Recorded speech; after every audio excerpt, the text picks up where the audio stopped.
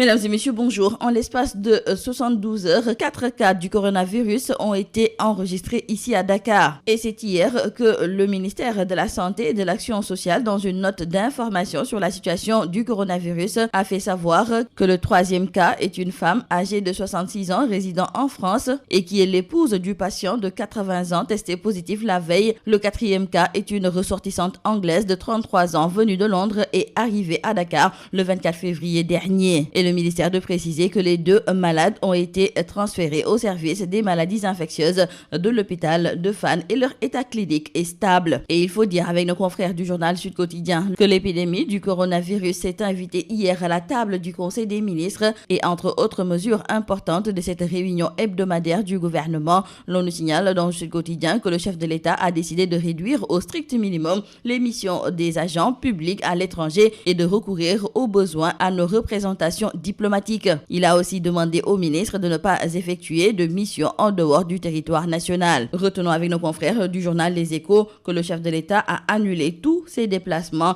et cloue tous ses ministres ici au Sénégal. Nos confrères du quotidien LAS d'ajouter donc que l'agenda de la République est chamboulé à cause de l'apparition du coronavirus au Sénégal et le président de la République a confiné les membres du gouvernement sur le territoire national. En plus de cela, nos confrères de Wa Grand Place nous signalent aussi que certains événements populaires ont été reportés. C'est le cas du Bossou Setal qui était prévu le 7 mars, mais aussi la journée de la femme du 8 mars. Dans le quotidien Le Soleil, nos confrères nous font savoir également que le chef de l'État, toujours concernant la lutte contre l'épidémie de pneumonie à coronavirus, veut une surveillance rigoureuse des frontières. Et d'ores et déjà, les passagers en provenance des zones à épidémie sont systématiquement enregistrés à l'AIBD. Et justement, à l'AIBD, nous y restons car, selon nos confrères du quotidien Le Témoin, au niveau de cet aéroport, on y entre comme dans un moulin. Et les agents de l'AIBD, qui déplorent l'absence de mesures de protection en leur faveur, exigent que tous leurs collègues en contact avec les passagers débarquant sur le tarmac,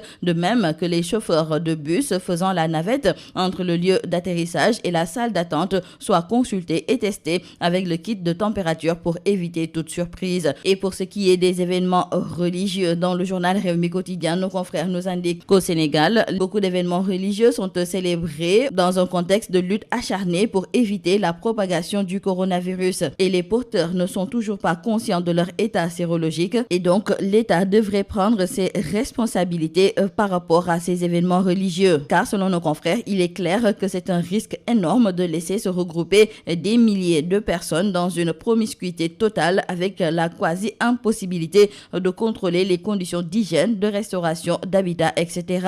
Le danger est tellement imminent que le risque de propagation sera multiplié par 1000 et donc chacun sera un danger pour l'autre. Et concernant donc la situation du coronavirus ici au Sénégal, nos confrères de Vox Populi nous parlent de 10 alertes, seulement 4 cas positifs et 47 contacts identifiés. Après la publication du rapport de l'OFNAC qui fait état de faits graves de prévarication et de mauvaise gestion des deniers publics, Socé Diop John a été limogé et son dossier transmis au procureur. Et selon nos confrères de Critique, c'est la première victime des rapports de l'OFNAC. Socé Diop John a été relevée de ses fonctions de directrice générale de l'Agence de construction des bâtiments et édifices publics.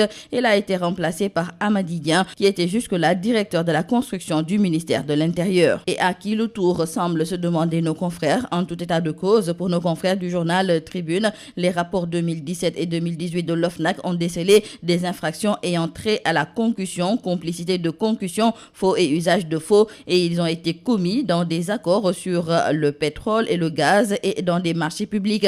Aliou Sall, Franck Timis, des autorités de l'Azer, etc.